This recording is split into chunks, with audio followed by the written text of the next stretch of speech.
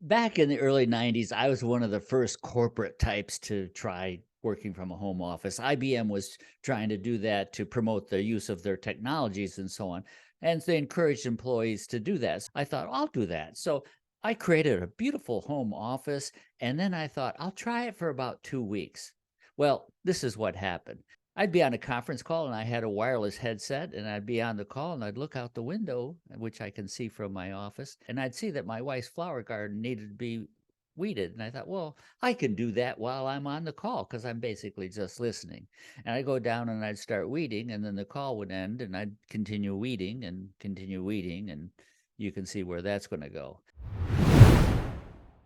I just couldn't manage myself and my time working from home. I ended up going back to the IBM office that I had. But then when I retired from IBM and started my own business, I actually thought about renting an office. I thought, no, I can make this work. I studied it, and these questions and these answers are the result of my experience, but also me studying it to make that transition because it wasn't natural for me. So the first thing you think of is schedule, and that is my problem was scheduling. And a colleague of mine, Susan Gerke, she had a very specific way of handling this, and that was she would be in the office and she had office hours, and she didn't talk to her husband unless it was about work during those office hours.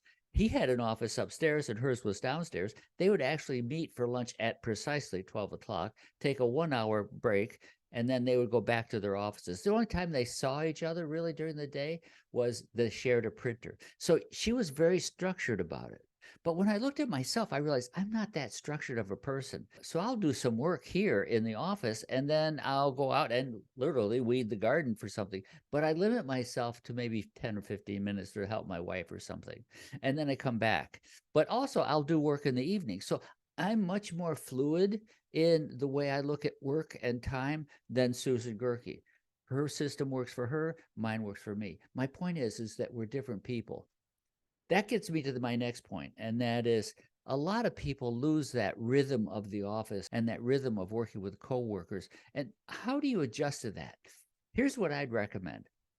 There are some psychometric instruments, personality instruments that you can use to identify and understand yourself better so that then you can plan to adjust. The one I would recommend first is the Hogan Personality Inventory. It is the Cadillac of psychometric instruments, and it is the best. Now, you will need a certified Hogan coach to take you through the results to understand them, and it's a rather complex instrument.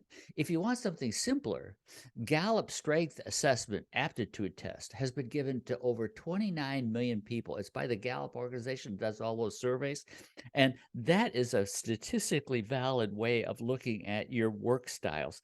And that's a great one. If you're working with a team or a group of people, there's one other I would mention, and that is Belbin, Belbin, has an online tool that identifies team roles and how you might fit into those different team roles based upon your personality, your strengths, and your weaknesses.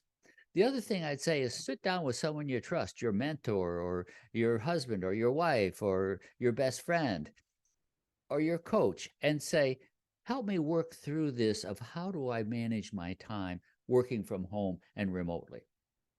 Second thing you run into is, and I certainly ran into this, and that is your family doesn't understand. So my wife would come home from shopping groceries and she'd say, can you help me unload? And I'm thinking, I really have work to do, but you also don't want to say no to someone you love. So you have to work out some kind of deal with your family. If it's kids, it's even harder. And that is, this is times when I'm at work and this is times when I'm not at work. You can talk to me and bother me, but to pretend when I'm at work, pretend I'm at an office somewhere. Now, you can take this to extremes. Bob Woodward, who wrote All the President's Men and used to work at the Washington Post, what he actually does is he has a lock on his office. And when his door is closed and it's locked, no one is allowed to knock on that door. He is at work and he is isolated from his family. So you can take it to that extreme. The next thing I found was that I had burnout from virtual meetings.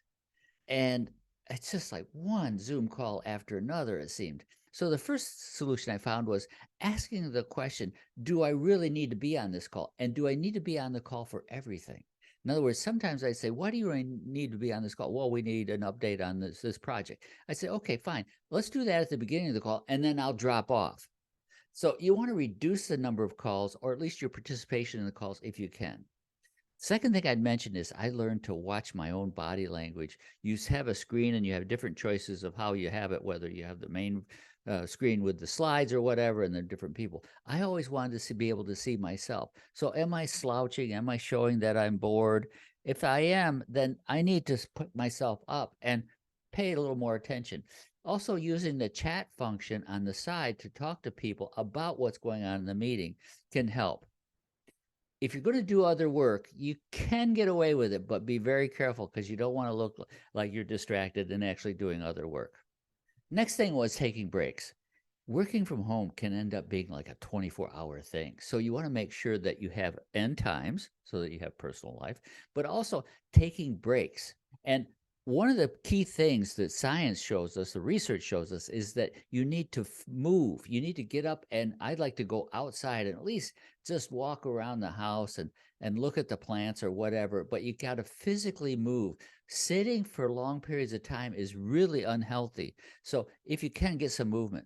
The other thing is when you go outside and take that break, don't end up like me and weeding the garden. I actually set my phone sometimes for 15 minutes. It's super easy to do with Siri. And then I know it's time to go back to work, just like the whistle blows in the old factories. The next thing is your home office can be really key. The physical environment in which you're operating creates an environment that's either conducive to work or it's not.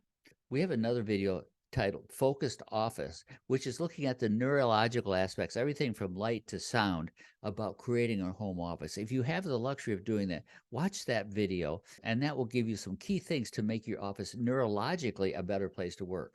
Now, a lot of us don't have that luxury, so you have to share the kitchen table with your family and your kids and so on. But one way to do it is to separate the room either physically or by time. I have a couple friends of mine that share an office, husband and wife, and what they've done is they put their desks together so that there's a definite line down the middle. This is his and this is hers. The other thing you can do is separate it by time. I'm working in the morning, I'll have the office or the kitchen table or whatever it is until 1 o'clock. From 1 o'clock to 5 o'clock, it's yours, and I'll manage my work to do things that I don't need to be at the table. Another thing I picked up from open architecture, and I saw this at the conference board in New York when they redid their offices, and they have open architecture and you schedule things. You don't know, you don't have an office really, you have a place that can become your office. The way they handle that is they have a portable set of file cabinets on wheels, and you put all your stuff in there. It could be the pictures of your family or whatever, but the tools you use, the headset you like, all those kinds of things, your files. And then you're assigned to number B3, and you go to B3 and you open up your filing cabinet and you set it up the way you want it. You can also do that at home. You can have some type of office in a box that you unfold, and there's your laptop, and there's your pens, and there's the way you take notes, and here's all the tools that you tend to use. And then at the end of the day, you put those back in the filing cabinet or back in the box that you've created. So it's creating an office that is open at certain times and but can be closed if you have physical limitation. The other thing I'd mention along that line is we have a lot of crap in our office that we don't need. So a sort of minimalist approach. What do I really need versus what do I like to have around me? Make sure you look at that distinction. When someone starts working remotely, they often feel isolated and not part of a larger culture. Research by Business Electricity Prices has revealed that over half the remote workers feel that they're being left out of other things in their business. Whether even if you're the entrepreneur, you're left out of the things going on with the people in the field or people that are also working remotely. So how do you compensate for that? Well, you can create a sense of belonging with phone calls, notes, and times for just chit chat. Use virtual spaces for work rather than email. Use messaging as extensively. And a thing I've always done my whole career, and that is just call people up and say, hey, this isn't about work. It's just a social call. How's it going? If you don't get them, you leave a message and they still feel that they're included, and you'll find you'll start getting them back. the last point I make is don't go alone. Adjusting to working from home is a team sport, and the team has to be you, your coworkers and or your manager if you're reporting to someone else, and your family. And you all have to negotiate and discuss and work out how does this going to work for us so that I can get my work done, but also I'm not offending you in any way.